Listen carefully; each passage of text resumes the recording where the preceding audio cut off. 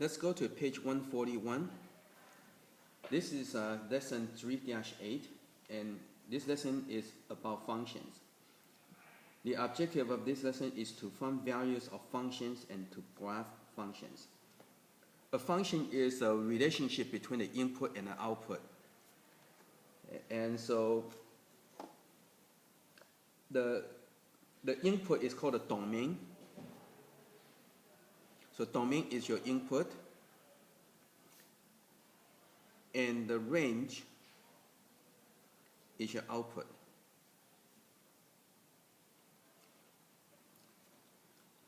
And when you have the picture like this is called a mapping. Mapping means you matching the input and the output. Okay, so here's your domain, here's your input, and here's your range, here's your output. Okay, so when you pair it up, this is called a mapping.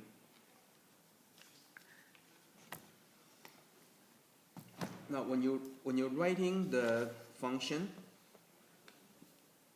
so this is the name of the function. So G is the name of the function. So it reads G, the function that, and if you want to double the number, so it reads that G, the function that assign x the number 2x. Okay, so it's kind of harder to kind of memorize this. So I kind of like the other way to write this is write it down this way. So G of x is equal to 2x. Okay, so they are the same thing. They just write differently. And also another way to write function is, if you write it in the form of equation, is y equal to 2x. Okay, so they basically they are the same. Okay, but this one is this is one that most people are not familiar with. Most people are more familiar with the equations, more in the equation form. Okay, so let's go over example. So example 1 is a giving f. Okay, I'm going to write in a more familiar way. So f of x is equal to 4x minus x squared. Okay, I'm going to use this notation instead of using that. Okay. And the domain, or the input, is 1, 2, 3, 4, and 5.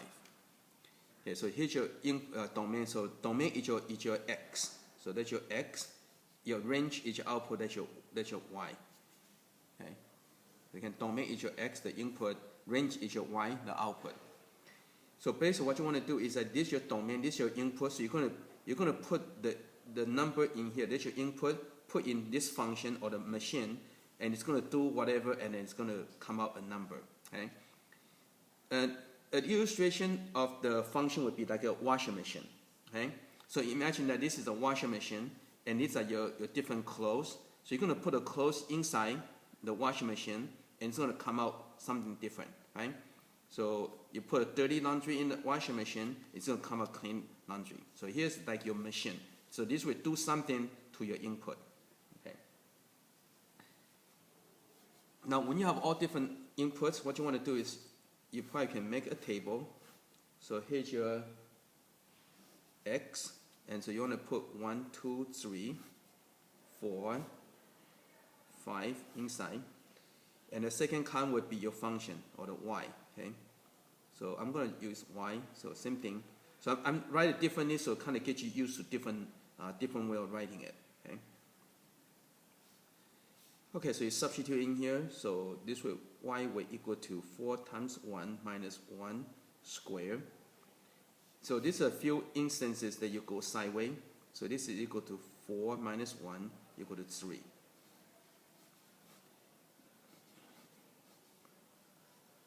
And over here in the book, they have the x and the y. So you got 1, 3. So this is 1, 3. Okay? Okay, then you do the same thing. So 2. So y equal to 4 times 2 minus 2 squared. So this will equal to 8 minus 4 equal to 4. So you're going to get 2, 4. So input 2 will give you output of 4. Okay, and you do the same thing for 3.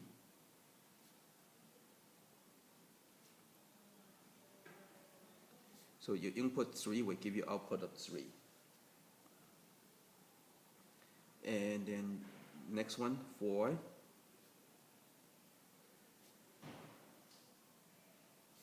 So input of 4 will give you 0. And then you do the 5.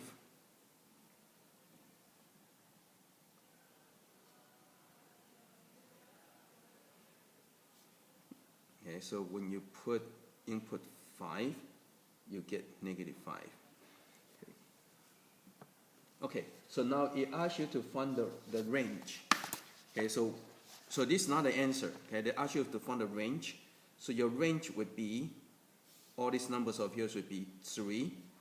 Okay, so again, range is your output. So your output, you're going to get 3, you're going to get 4, you're going to get 3, but you already have the 3, so you don't have to write it again. Okay, so you go to 0 and negative 5. Okay, so this would be your range. This is your output. Again, when you have duplicate, you don't have to write it again. You just write it once. Okay, okay, let's go to example. Oh, you have to graph. Okay, so to graph this. So that's your part A. Okay, part B, you have to graph this over here.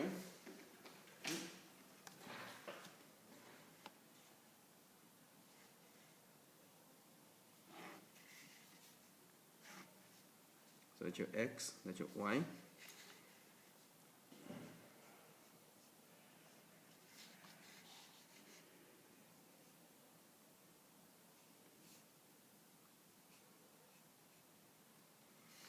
Okay, so this one, you kind of dangerous, this one, because you kind of have duplicate number. So to be safe, you want to use this to graph. Okay, so 1, 3 is right over here. And 2, 4 is over here. 3, 3 is over here. 4, 0 is over here. 5, negative 5 is right over here. Okay, so these are your points. So that's how you graph. Again, these are just individual points. Okay, let's go to example 2.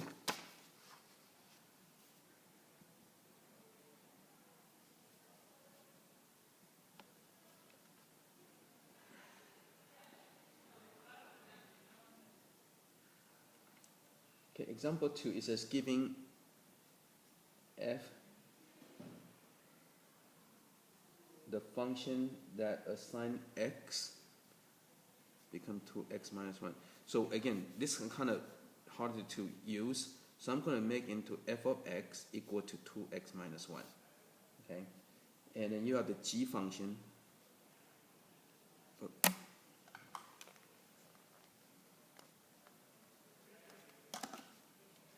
So g function, you have g.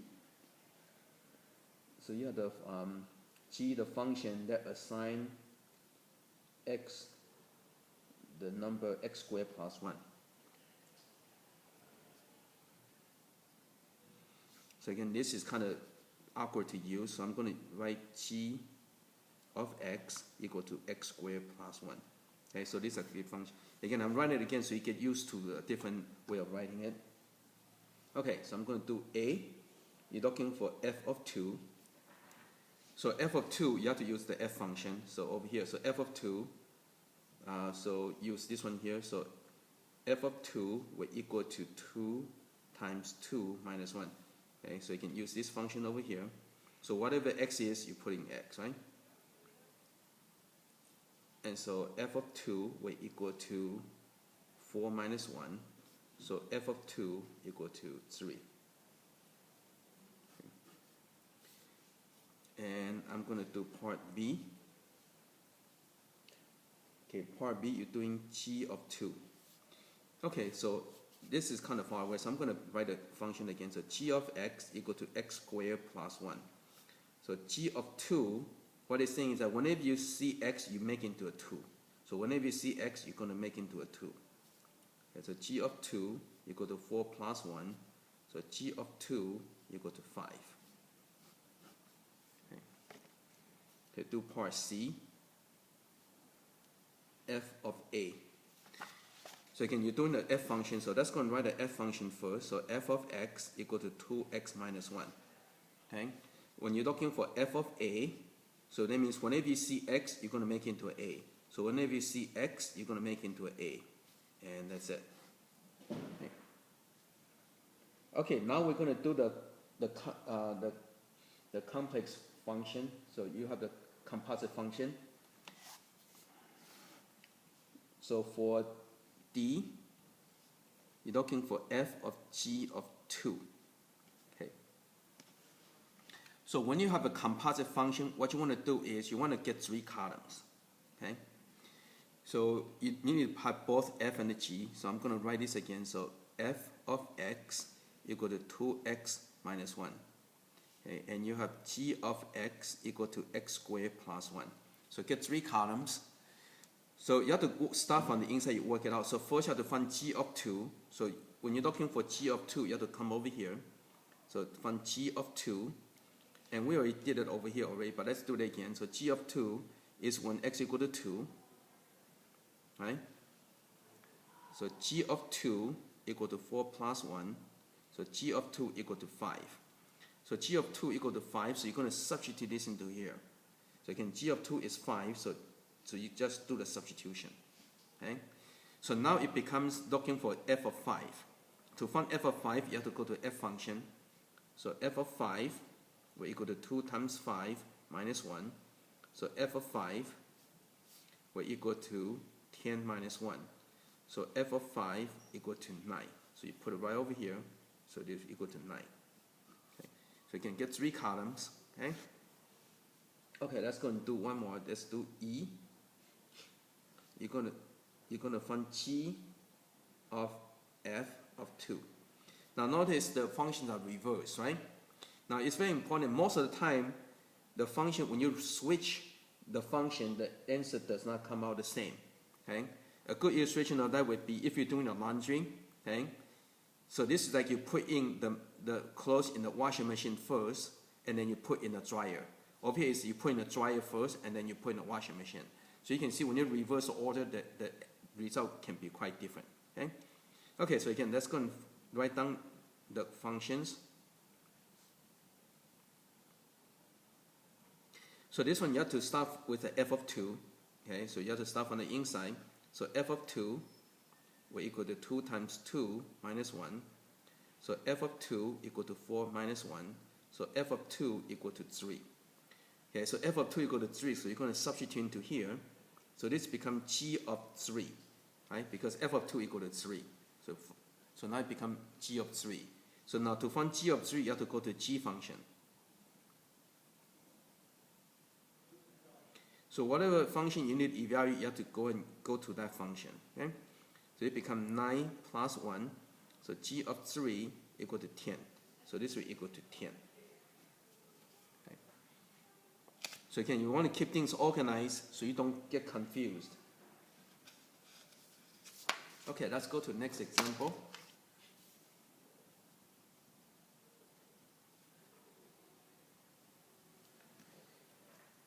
Okay, so it says giving f of x is equal to absolute value of x minus 1 with a domain equal to -2, -1, 0, 1, 2. Okay, and first you're looking for the range of f, and then you have to graph the function of f. Okay, so we did this one already. I did something like this before from example 1, right? Okay, so let's go and make the table for the function. So you got x, and you have to do the -2, -1, 0, 1, and 2. Okay? And then you have f of x, which is y, okay, equal to absolute value of x minus 1. And I'm gonna do one before I figure out how long I need. Okay. So f of -2 equal to absolute value of -2 minus 1, and this will equal to -3 absolute value. This will equal to 3. Okay, so that's x and the y. So -2 will give me a 3. Okay. Then you do the f of -1. So this absolute value of -1 minus 1. So this will give me absolute value of -2, and so this give me 2. So -1 will give me 2. Okay? and do the f of 0. And so this will be absolute value of -1, and this will equal to 1. So 0 input will give me 1 for the output. Okay. So do the f of 1. And this will equal to absolute value of 0, and so equal to 0.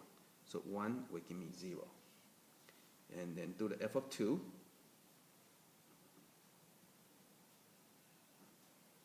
So absolute value of 1, and so equal to 1. So input of 2 will give me output of 1. Okay, so for the range, so the range you get it from here, so you get the 3, the 2, the 1, the 0, and 1 you already have, so don't write it again. So that's your range. Okay. So that's part A.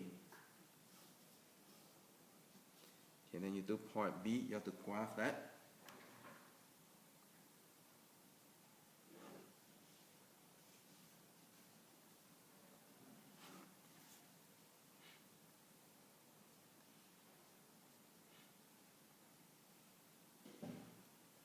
So that's your X, that's your Y.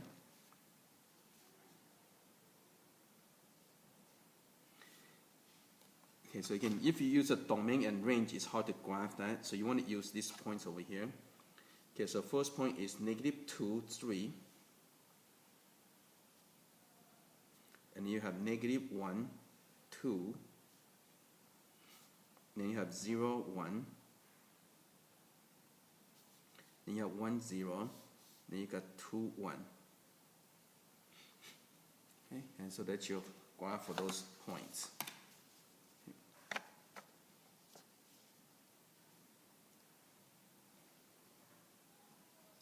Okay, let's go to the next one.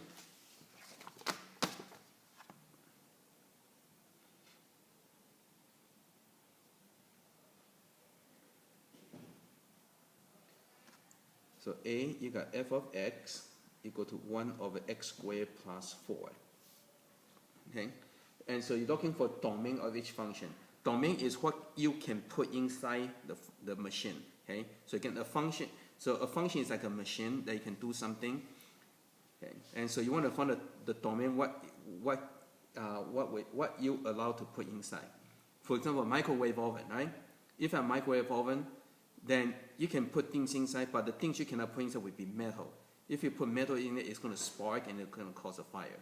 So you're not allowed to put metals inside the microwave oven. Okay, so again, in the same way, okay, you have this machine over here. You have to figure out what you can put in and what you cannot. Okay, so in this case, the answer would be this one. So what you do is looking for the restriction. Okay, notice x squared is always positive and so when you have fraction, you're not allowed to have a 0 in the denominator, but this is okay. Because this will never equal to 0 because x squared will always positive, right? Again, we deal with real numbers, right? And so square is positive number plus 4 will not equal to 0. So in this case, means there's no restriction. So the answer would be all real number. This means you can put anything inside this function. Okay, so there's no restriction on this. Now we get to B, you have g of x equal to 1 over x plus 2. So notice there's restriction now. If x equal to 0, then you're going to get 0 in the denominator. It will be undefined. If you have a x equal to -2, again you will make this equal to 0 and you make the denominator equal to 0. So that's not allowed. Okay, so in this case, your domain would be, okay, so this is the domain. So your domain would be equal to, okay, let's do it this way. Would be all real number except 0, -2.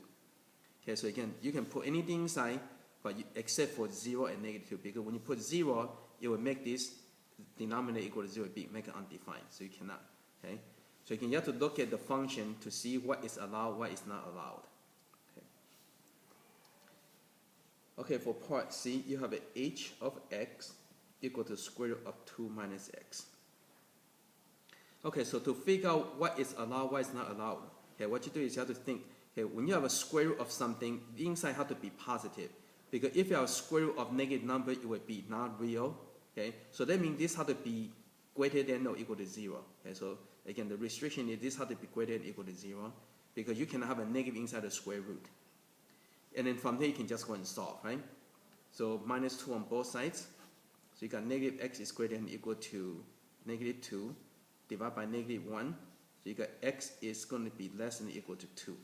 Okay, and so that would be your answer. So x had to be less than or equal to 2. So your domain would be x had to be less than or equal to 2.